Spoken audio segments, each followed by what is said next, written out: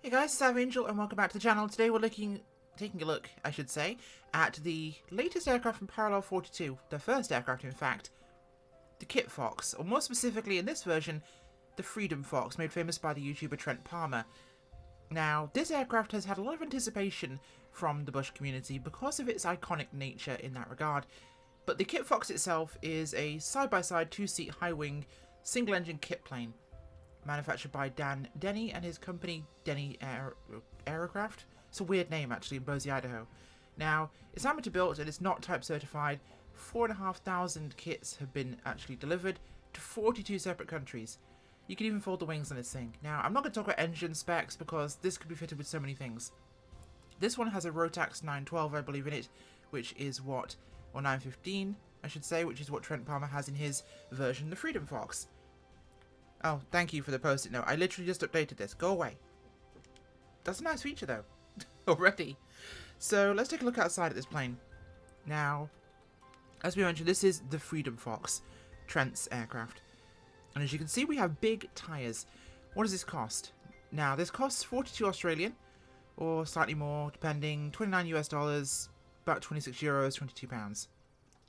Now, it has a Got Gravel flight model, which is already a big thing, because Got Gravel is becoming a quick name in the Bush community for making the best Bush flight models you can get. And it was tested by Trent Palmer, the actual owner. So if he signs off on it, it must be right.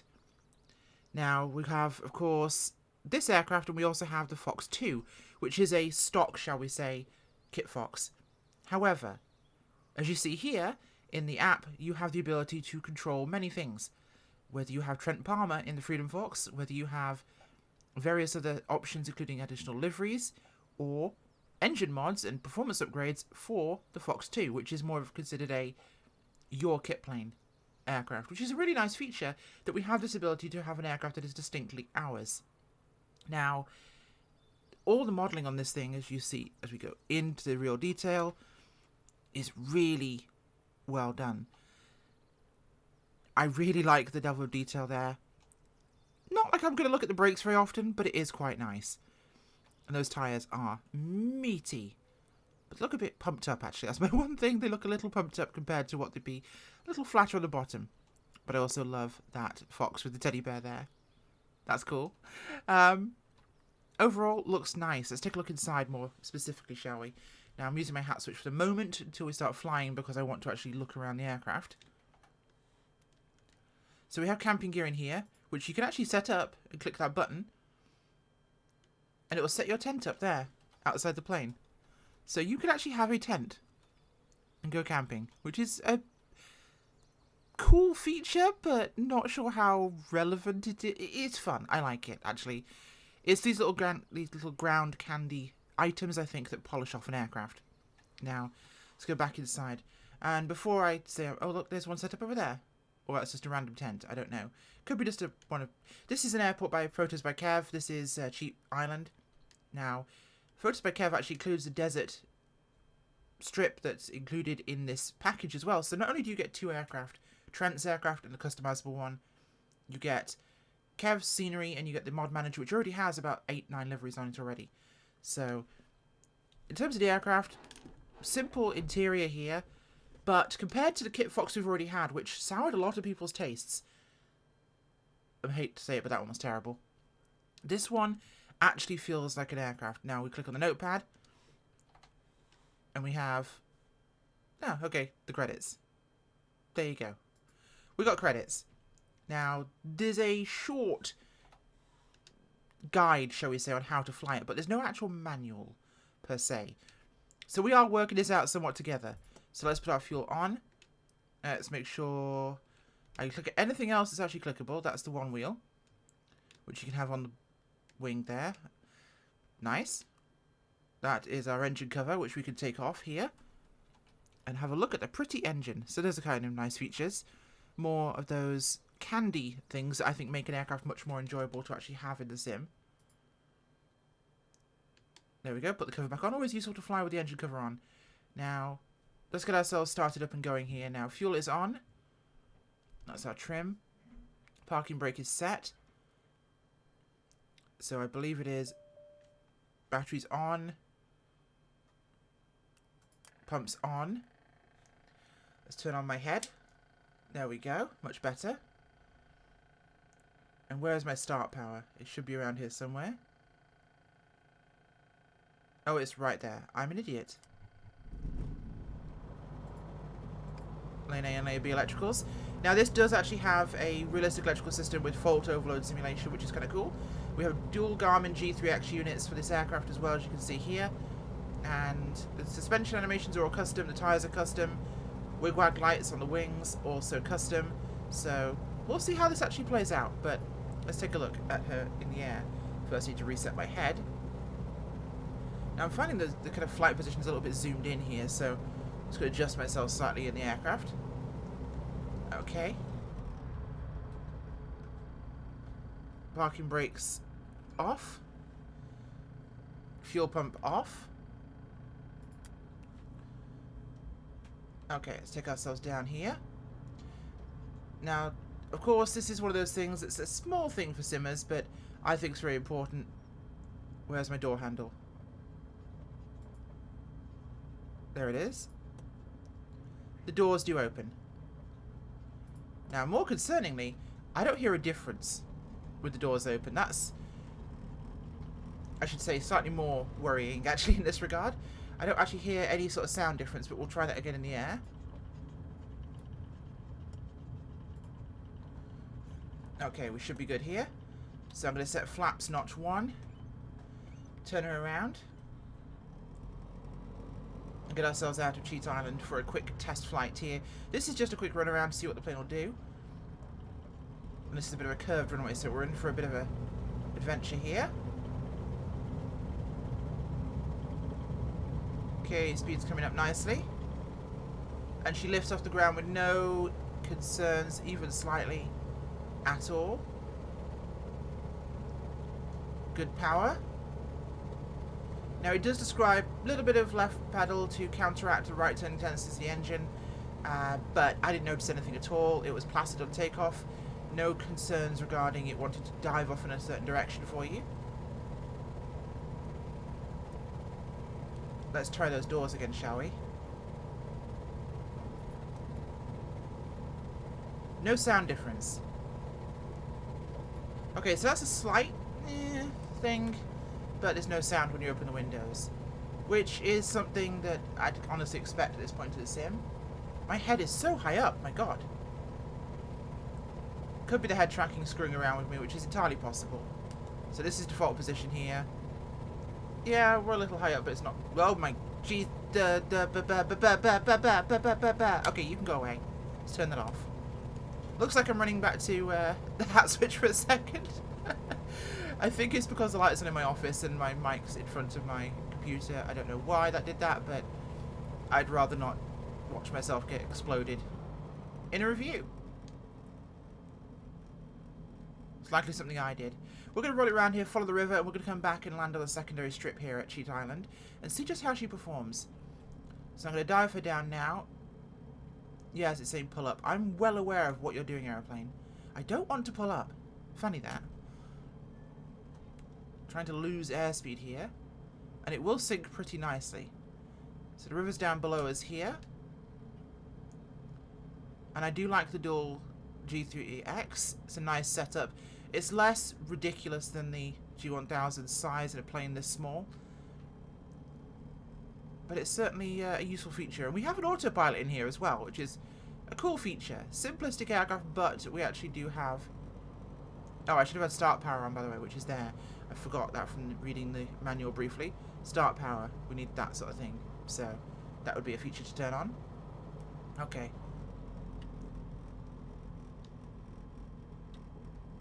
Flaps are deployed. Let's bring that speed down. Are you going to behave yourself, head tracking? It is. Okay. We're good. We're good. It must have been me. I think it was loose on the Velcro instead of my helmet. Helmet? My headset. I'm not wearing a helmet. That'd be weird. Okay, follow the river in, and we're going to cut right at the bridge and pop her down on the secondary strip here and see just what she can do. Texture-wise, this aircraft does look very nice. documentation's not their strong suit, so all the functions and features and the manual and the controls are not well listed, and honestly, that's my biggest gripe. Other than a checklist page, there wasn't a lot of documentation. Maybe that'll come later, especially not to understand where things are, what buttons do what, and what controls do what in the aircraft. It limited there, and the lack of sound from the open doors is also a bit of an annoyance. I'm not sure I actually do like the engine sounds either. Let's weave it in a little bit. We're down. Flaps are secured. Okay, so she's predictable when it comes to landing. And a very manageable aircraft. I like it. Didn't particularly give me any trouble, especially when I had to weave past those trees, which is something I know about the approach here at Cheat Island. It's a little bit awkward on this secondary strip. That is manageable, though. We're going to take off and do a full max performance takeoff on this short strip before turning around and putting it onto the main runway. So fuel, of course, is up there on the wingtips. Okay. So max performance takeoff now.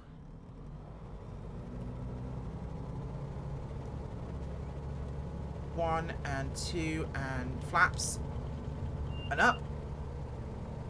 And it manages it very well, actually. Flaps up, nose down, gain airspeed. And the aircraft actually handled that extremely well. Not that I was expecting it wouldn't. It's a very powerful aircraft for its size and weight, and it managed it just fine. We'll come back in the opposite way onto Cheat Island right now and land that direction and see how slow we can put it down. So we'll head up the valley a little bit here and turn around. Let's take a look outside, actually. You guys always seem to want to see the aircraft outside of the simulator. Oh, I know. I've got this stupid thing on. It looks terrible, doesn't it, with the hood? Pull that power back a little bit more. So it's not a bad aircraft. It's a pretty looking aircraft, and it's one I love the look of. And it's certainly a very, very... These are, of course, flaperons we've got here on the wings, so they're big control surfaces, which means good slow speed control.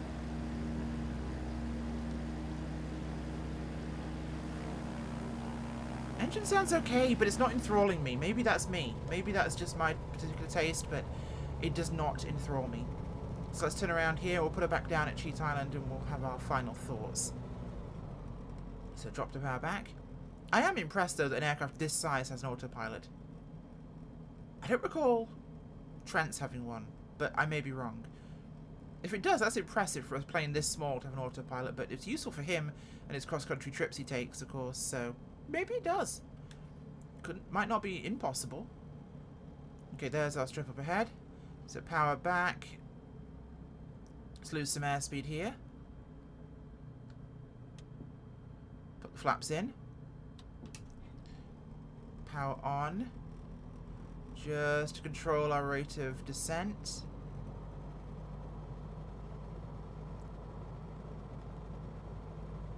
I'm a little low with this curve, but I think it's just behind these trees over here. And we should be good. Yeah, follow the ridge line here on the left, in and curve it around. Yeah, that'll be us over there. There we are. We've got full flaps deployed. We're about 44 knots right now. Aircraft's maintaining altitude for us.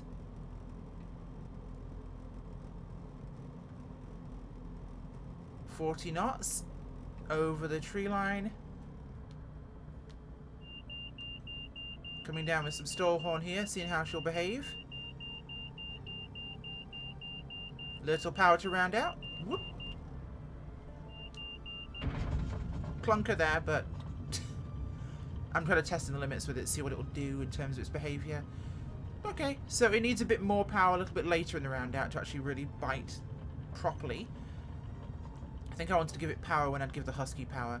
It tended to want to drop its nose a lot more, I found, than that aircraft in particular. But what do I think of this aircraft? Well, I've not flown the Fox 2 yet. Now, the Fox 2 is, in theory, the same, but a customizable version, which allows you to have a plane of your own. Now, we have some incredibly interesting tweaks there from Got Gravel, one of the better flight dynamics designers I've seen recently in the new sim, and he has 2 performance tweaks, which will make it even more ridiculous. I don't think that will be anything but better. Knowing what he's done with flight models recently and testing one of his upcoming project, I should say, by a developer called Tail Dragon, which has used one of his flight models, which Got Gravel made for them, and also his recent work on things like the Savage Gravel and a few other aircraft. You can't go wrong with the Got Gravel flight model. He does incredibly good stuff. I don't know. I wonder if this has been rushed a little bit. And it's little things. The documentation is one, and the engine sound doesn't... Something feels missing with the engine sound. And a total lack of any wind noise. In an aircraft this size, would be quite a bit. But nothing when you open the doors. That kind of gets me a little bit. It's something I'd expect, you know? Especially with an aircraft of this price. So that's my one little gripe. Likely is it will be patched. I don't doubt it will be patched in as something that comes with this aircraft. But, go away, Asobo, thank you. Turn this off a second so we can go outside. I don't doubt this will be patched in. Oh, hello, that's quite a mad roll. But, it's not there right now. You do get, like I said earlier and showed you earlier, plenty of things with this. So the price, I think, is very justified. And as it stands, it's a very capable aircraft with lots of cool features. I just think it missed a couple of bits off the top from being a perfect score. And they're little things, but they can be fixed, and I hope they are. Good documentation and the wind sound. 2 things that I think are really important. Especially in a plane this small. The smaller the plane, the more the wind sound, the more you'll hear it on the aircraft. It's almost an integral part of flying them. And especially if you can fly with the doors open on an aircraft, you want to be able to hear the wind. So, where do I score it? I'd say this is a nice, comfortable 9. It just missed the 10 from those 2 things. Thanks for watching, guys. Bye.